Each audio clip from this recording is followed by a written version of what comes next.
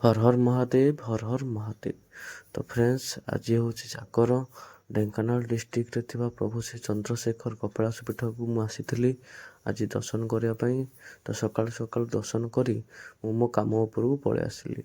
तो आपण मैंने देखिपे बहुत सारा बाइक अच्छे जेहेतु मु आगुरी कंज्यूमर ड्यूरेबल काम करुली एवं मु टू व्हीलर को शिफ्ट कर तो आज दिन प्रभु श्री महादेव एत बड़ दिन थिला जे मो मन जमा लगुन था कम कहीं केमी राति हम मुझे प्रभुंर दीप जाली।